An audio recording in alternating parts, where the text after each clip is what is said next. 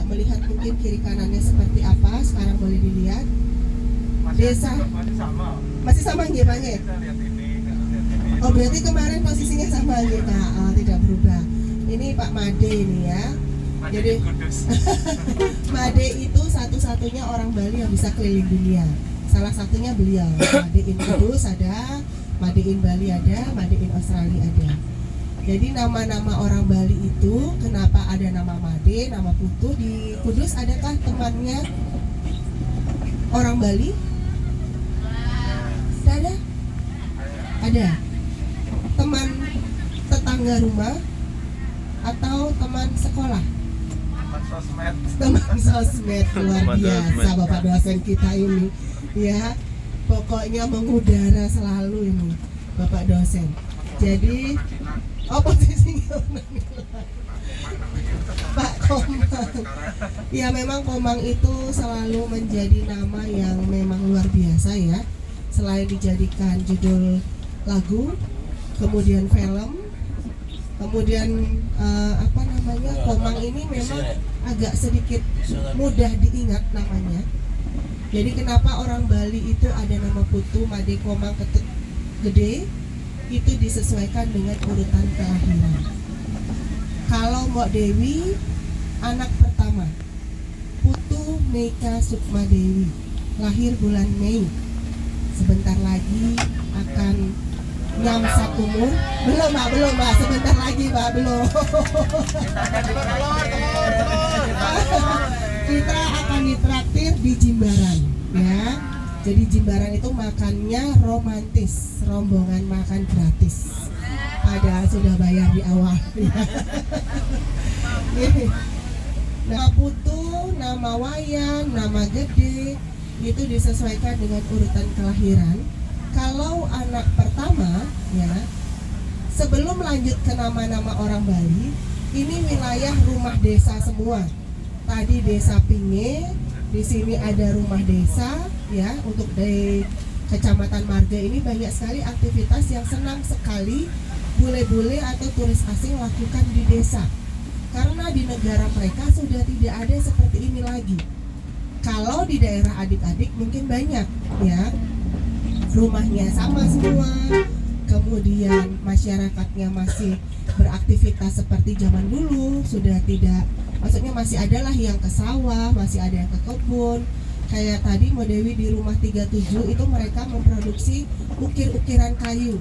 Jadi mereka pagi-pagi terbiasa bangun jam 5.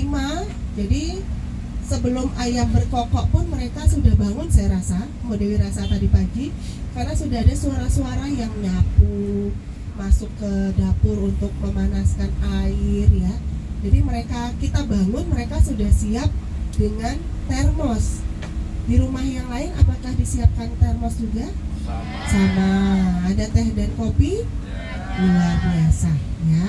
Jadi pengalaman adik-adik menginap di rumah penduduk ini semoga bisa membawa pengalaman yang luar biasa tidak terlupakan.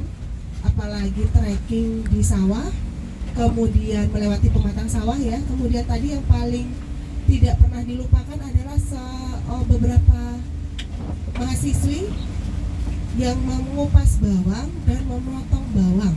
Ada kan di bus B ini yang ngupas bawang sama memotong bawang? Iya, dia di belakang.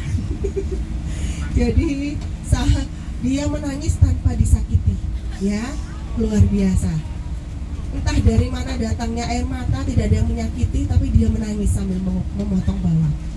Jadi semua yang adik-adik makan tadi itu ayam sambal mata, itu hasil suiran daripada teman-teman adik-adik juga. Kemudian sayuran juga, walaupun cuma potong-potong daunnya, tapi ikut serta juga membantu proses masak-memasak. Dan juga tidak lepas yang laki-laki, itu ya perempuan juga ada yang lilit sate. Kenapa di Bali itu terkenal dengan sate lilit? Karena itu terkenal atau identik dengan gotong royong. Jadi semua jari ini sebenarnya bekerja untuk melilit ya. Tadi kalian cuma plek gitu ya. Ini sebenarnya berjalan ini, jarinya ini melilit nih sampai ke bawah. Ya, itu artinya kerjasama, gotong royong untuk mencapai satu tujuan yang sama. Nah, setelah dibakar satenya tadi, ada yang dapat yang gosong, ada yang tidak gosong, tapi tidak ada yang tidak matang. Ya, jadi semuanya matang walaupun agak sedikit gosong. Tapi enak apa enggak? Iya. Kenapa di awal kita batasi satenya dua-dua semua? Takut yang paling belakang nggak kebagian. Ya, kalau yang depan-depannya sudah ambil semuanya banyak-banyak, yang belakangnya nggak dapat, nggak mungkin kita minta sama yang di depan lagi karena sudah masuk ke dalam perut. Tapi kalau tersisa seperti tadi, mau masih banyak stoknya, kita bagikan kembali bagi ada yang mau dan yang kurang, seperti itu. Jadi harap dimaklumi, ya. Nah, kemudian kita lanjut lagi ke nama orang Bali. Nama orang Bali ini disesuaikan dengan urutan kelahiran dan jari tangan. Ibu jari ini adalah ibu, karena ibu berbadan dua, jadi dia lebih besar dari ayah, kelingking. Ayah walaupun kecil, cabai rawit, dia memegang. Lewat yang kiri, Mbok. Mana kita ini, Mas? Perean. Kemarin kita Dari sana. kanan. Iya. Uh-uh. Lewat Ya, mana nih? Iya, kanan. Kanan aja. Oke. Kalau yang ke kiri, oh ya perean, kanan aja dah, Mas. Kanan. Aku juga belum. Ya ikuti jalan kemarin aja, Mas. Keluarnya sama di sana, nanti ke kiri yang di pompa bensin. Yang ke kiri itu tembusnya di Bedugul itu loh, Mas. Oh itu ya. Pom itu ya. Kanan itu G. Enggak, belum. Yang pompa bensin yang di Belayu itu lewat sini. Rumah coklat ini. Oh.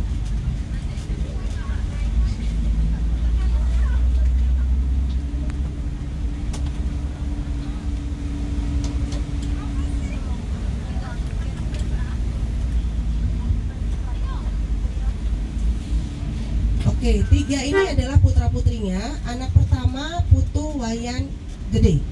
Diambil dari kata wayan, wayah tua, paling tua.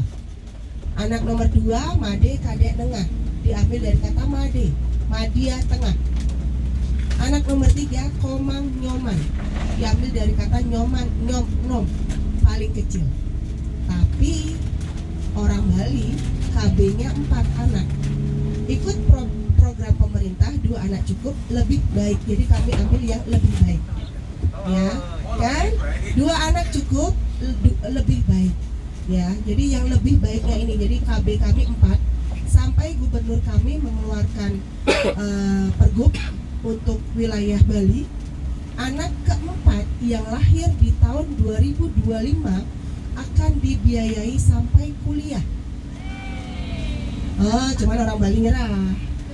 Ya, banyak anak riwah zaman sekarang. Kok kamu tahu kamu meriwah kan? Ya, jadi begini anak-anak. Jadi KB-nya orang Bali itu sampai anak nomor 4 karena pada saat meninggal kita membutuhkan 2 depan, 2 belakang. Jadi 4 kaki untuk membawa orang tua kita menuju ke kuburan, menuju ke dunia selanjutnya. Seperti itu. Ya. Jadi 4 anak. Di samping itu juga orang Bali kalau belum punya anak laki-laki, ada yang saudaranya perempuan semua? Ada? Nah, termasuk di Kabupaten Tabanan ini.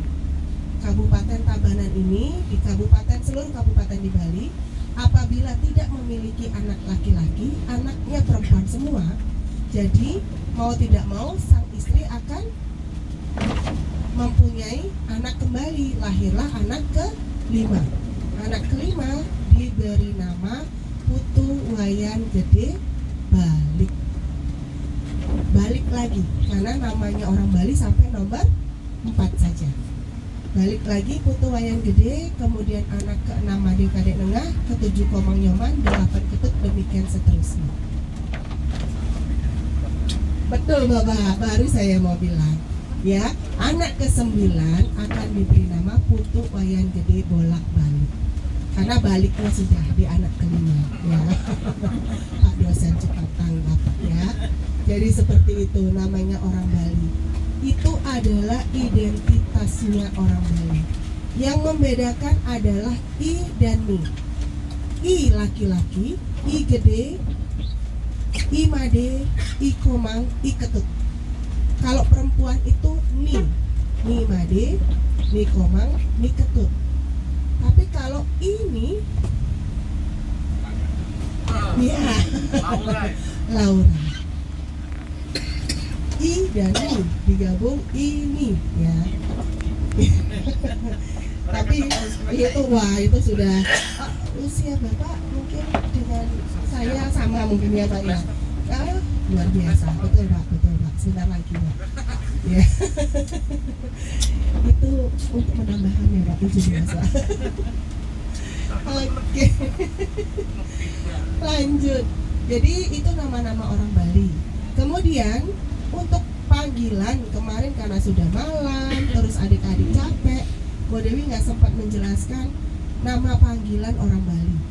Jadi kalau di Bali itu mbok itu kakak perempuan, ya saudara perempuan, panggilnya mbok.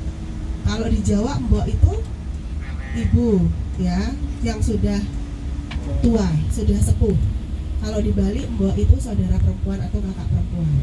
Kalau yang laki-laki dipanggilnya beli, ya bukan beli kan. Beli, ya beli itu kakak laki-laki. Kemudian yang masih sekolah seperti adik-adik, yang laki-laki dipanggilnya Gus. Kayak bagus dipanggilnya Gus Bagus. Gus itu berasal dari kata bagus, artinya ganteng. Nah kalau bagus ganteng sekali, bahasa Balinya bagus genjing kentir. Jadi kentir itu di Bali artinya ganteng. Kalau di Kudus artinya apa? Agak, ya. Nah kalau di Bali itu soleh. Ada namanya soleh di sini. Soleh di Bali artinya sama dengan kentir di Jawa. Ya. Jadi mau di Bali dipanggil kentir apa dipanggil soleh? Kentir aja, khusus di Bali, ya. Khusus di Bali. Yang perempuan dipanggil dengan sebutan Gek. Namanya siapa nih? Reva. Dipanggilnya Gek Reva.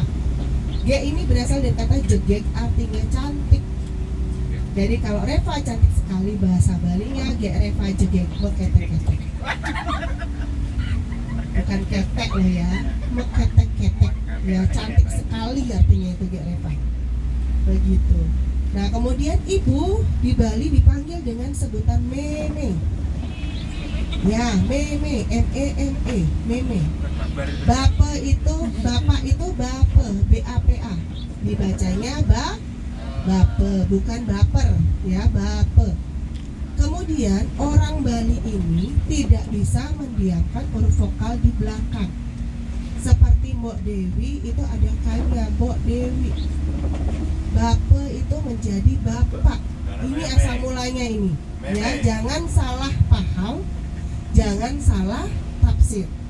Ya, bukan bermaksud melecehkan atau jorok, tapi inilah kenapa di Bali ini meme itu berubah, mohon maaf ya Bapak Ibu dosen, berubah kata menjadi meme.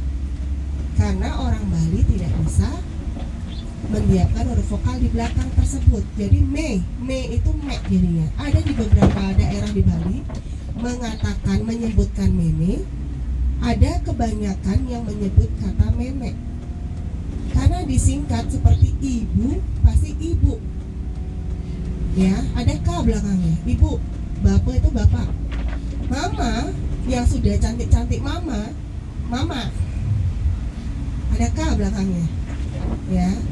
Jadi harap dimaklumi kalau nanti adik-adik mendengar kata tersebut di telinga. Atau tadi malam mungkin sudah ada yang dengar? Tidak. Kalau di daerah, di desa Penglipuran biasanya itu, ya mek begitu mereka itu artinya bu. Jangan salah paham. Khusus daerah Bali, meme adalah panggilan terhormat seorang ibu. Mau panggil Mbok Dewi boleh, mau panggil Meme Dewi boleh. Karena Mbok Dewi kebetulan sudah punya anak 3, suami baru 1. Koma loh. Jamon. Satu untuk selamanya. Podo Nah, wae. ya. Duele sempit. Terima kasih Bapak Beli Made, ya. Ya, Made in Kudus. Mandiin Yapan. Jadi seperti itu nama orang Bali dan juga sebutannya. Kalau kakek di Bali dipanggil dengan sebutan peka. Wayah itu tua, artinya paling tua kan. Wayah. Ada juga kakyang. Bagi yang berwangsa Brahmana, kesatria itu dipanggilnya kakyang. Itu kakyang gitu biasa. Nah, aji itu untuk yang berwangsa kesatria, Brahmana itu juga dipanggil dengan sebutan aji. Aji itu bapak. Seperti yang bicara kemarin ya, sebutannya aji. Begitu. Nah, kemudian nenek kalau di Tabanan dipanggil dengan sebutan mbah. Ada nenek, ada nini, ada dadong. Ya. Mereka habis potong pohon dan batangnya diangkut. Ini biasanya dipakai talam ya. Pohon apa ini? Talam atau biasa dipakai talam? Biasanya nggak dipakai itu Pak, potong-potong itu enggak? Bukan pakai talenan ya. Apa kayu bakar kan? Enggak. Nah, itu jepun yang dibawa di truk itu harganya mahal adik-adik. Jepun di Bali itu, Jepun tau Jepun? Kamboja. Ya, bunga Kamboja di Bali itu mahal. Harganya bisa mencapai ratusan juta rupiah. Kalau kita beli dengan tanahnya satu ini. Ya, jangan Pak dosen, jangan serius-serius, hujan-hujan loh Pak dosen. Sudah memikirkan yang lain soalnya. Jangan traveling Pak dosen. Masih kita di dalam jalan ini seperti ini.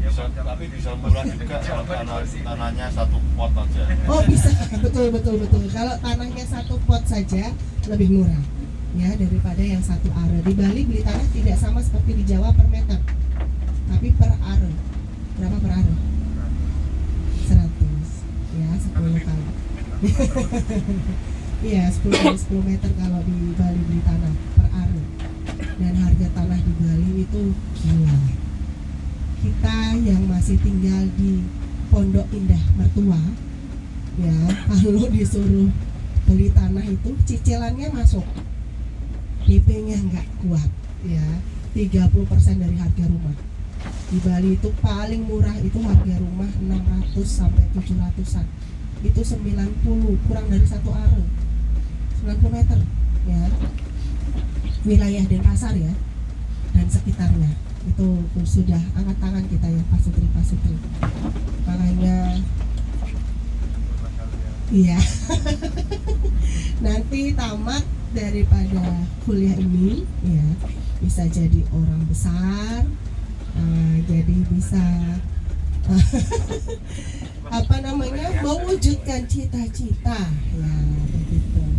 Oke, lanjut. Sebelum melepas daripada nama orang Bali dan sebutan orang Bali, panggilan, ada yang mau bertanya dulu silakan.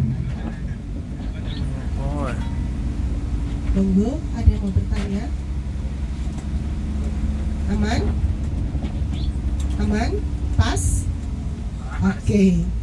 Nah, kita berada di Kabupaten Tabanan seperti yang disampaikan tadi di Laduma. Tabanan ini merupakan lumbung berasnya Bali. Jadi banyak sawah di daerah Tabanan, terutama di daerah Jatiluwih. Jatiluwih mendapat penghargaan dari UNESCO sebagai warisan budaya dunia dengan sawahnya yang terasering, sengkedan, dan sistem pengairannya subak. Ya. Nah, sekarang di daerah Jatiluwih itu kembali menjadi primadona setelah banyak para pedagang yang mempromosikan kopi mereka atau tempat mereka di TikTok dan Instagram. Sosial media ini sangat membantu penjualan. Orang Bali sendiri pun ikut berlomba-lomba datang ke tempat tersebut yang namanya nyeduh kopi. Kita hanya bikin kopi, minum kopi dengan view-nya sawah, dengan jajan Bali yang sama disuguhkan di balai desa tadi. Atau kemarin dapat gue nggak bohong tadi pagi ya, seperti itu jajan Bali. Dan memiliki nama yang berbeda tapi rasa yang sama di daerah Kudus. Kayak onde-onde tadi sama. Nah yang terakhir itu Pak dosen datang, ini Pak bantal, oh ini selimut ya, ini kasur. Wah langsung beliau ekspektasinya langsung menuju ke kamar tidur karena bangunnya pagi. Tapi rasanya bagaimana, mirip tidak seperti di daerah Kudus? Beda jajannya, tradisionalnya. Beberapa ada yang mirip, beberapa ada yang berbeda mungkin. Rasanya mungkin sama, tapi sensasinya yang berbeda. Wah, luar biasa jawaban Bapak dosen ini, memang tidak bisa diprediksi ya, seorang dosen ini untuk jawaban. Ekspektasinya yang berbeda ya. Oke. Tolong dicatat anak-anak ya. Sensasinya Bung. Gitu nih. Oke. Nah lanjut, Kabupaten Tabanan ini selain Desa Pinge, kemudian Rumah Coklat, Bedugul yang akan kita kunjungi di hari terakhir nanti, kemudian Jatiluwih, kita punya Alas Kedaton, kemudian kita punya juga Tanah Lot ya. Itu merupakan objek wisata yang ada di Kabupaten Tabanan. Oke. Baru meninggalkan Tabanan, kita Bali ini ada 8 kabupaten 1 kota. Dari barat itu adik-adik Ibrang, Ketapang Gilimanuk masuk Kabupaten Jembrana, kemudian masuk Kabupaten Tabanan, ini dia. Sebentar lagi kita akan masuk ke Kabupaten Badung, kabupaten paling kaya di Bali. Setelah itu masuk Kota Denpasar, dipotong lagi masuk ke Kabupaten Badung. Wilayah Badung itu meliputi bagian selatan Pulau Bali. GWK itu masuk Badung, Uluwatu, kemudian Dreamland, pantai ya. Kalau wilayah selatan itu kebanyakan pantai, Tanjung Benoa, itu tempat bermain water sport. Setelah itu ada Pantai Padang-Padang, tempat syutingnya Julia Robert, filmnya It Pray Love. Itu ada di wilayah selatan juga, ada Pantai Geger, banyak pantai wilayah selatan. Dan untuk GWK yang akan kita kunjungi Ini yang sekarang, kiri tuh. ya, Garuda Wisnu Kencana yang merupakan patung tertinggi keempat di dunia, melebihi tinggi patung Liberty yang hanya 110 meter. Jadi patung GWK ini memiliki tinggi kurang lebih 146 meter di atas permukaan tanah. Bahannya dari tembaga, dibuatnya di Bandung, Jawa Barat. Mikir, Alah. waduh, di Bandung apa namanya, buatnya di Bandung, bawanya ke Bali, caranya bagaimana? Apakah patung setinggi dan sebesar itu dibawa dari Bandung? Tidak, dia berupa modul. Jadi modul ini disatukan di Bali ya, dipasang sesuai dengan kecepatan angin. Lebih dari 5 knot dia akan berhenti dulu, kurang dari 5 knot dia mulai memasang kembali. Terbuat dari tembaga, maestronya adalah Bapak Inyoman Nuwarte yang juga membuat desain IKN. Di mana IKN? Di Kalimantan Timur.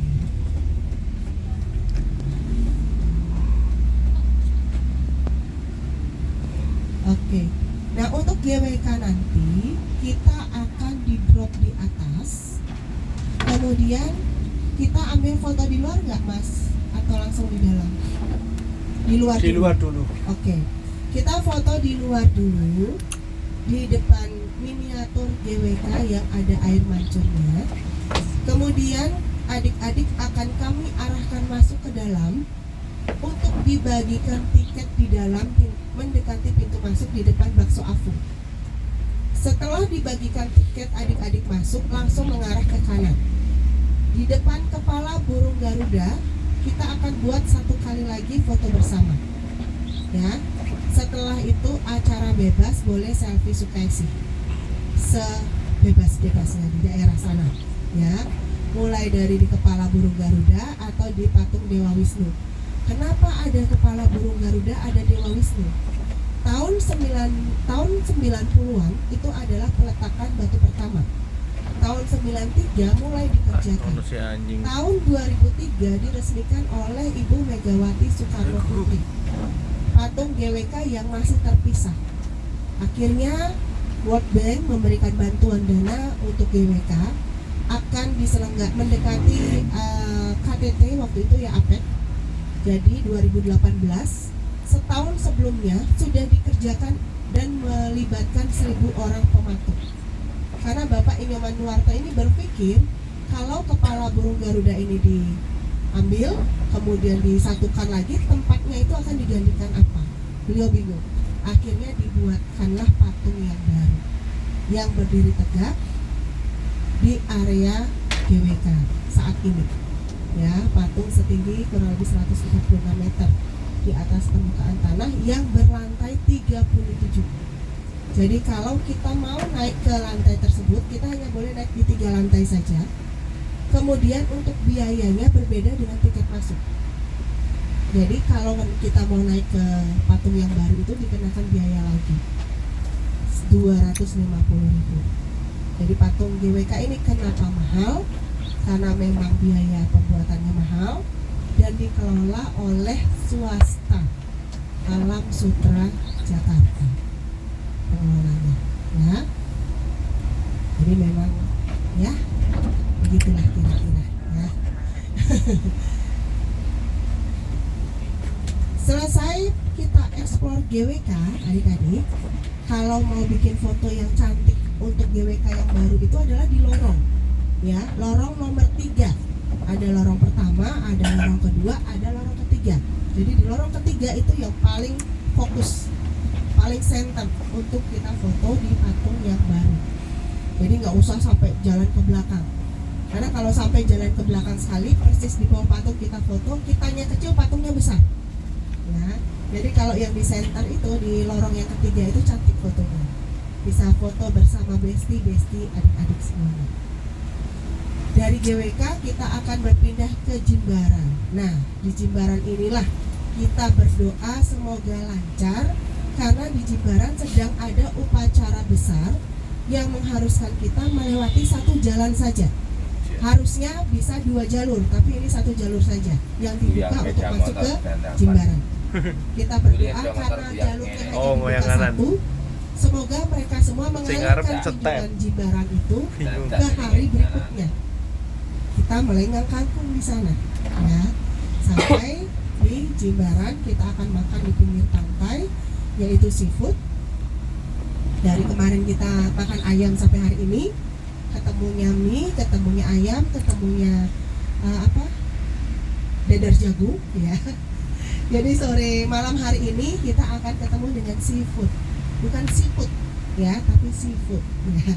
Dan untuk seafood yang ada di Jimbaran ini, kita tidak membeli rasa makanannya. Yang kita beli adalah seperti yang disampaikan oleh Bapak dosen, adalah sensasinya yang kita beli. Ya, sensasi makan bersama di pinggir pantai melihat pesawat udara landing. Jadi kalau di langit itu sudah ada lampu menyala bit itu akan ada pesawat yang landing. Ya, itu kalian bisa hitung berapa pesawat dari kalian makan sampai kalian selesai makan. Silahkan. Itu kita makan di pinggir pantai Jimbaran. Sudah dikondisikankah yang alergi atau tidak, Mas? Sudah ya. Jadi anak-anak yang alergi itu akan digantikan dengan tahu tempe. Yang alergi di Pusbe? Maaf Pak dosen, tahu tempe gimana? Jadi alergi apa enggak kalau saya ganti tahu tempe? Ganti ayam Pak. Aduh ya gitu sih lebih baik sih Pak ya, daripada tahu tempe di pinggir pantai. Jangan diganti ayam ya. Jadi seperti itu adik-adik. Nah karena Mbak Dewi berhasil mendongeng, ini sengaja loh suaranya diperlembut, diperpelan, diperhalus. Iya karena sudah Pak di belakang menciptakan Bali tambah gelap. Ya, jadi sengaja agak dihalus-halusin dilembut. Oh kamu nggak jadi tidur sih? Kamu nongol kepalanya. Tadi kamu sedang merem, kamu bangun lagi.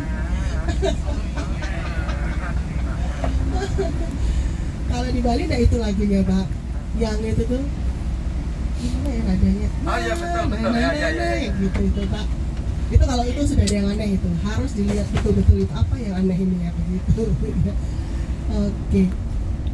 Lanjut lagi untuk hari ini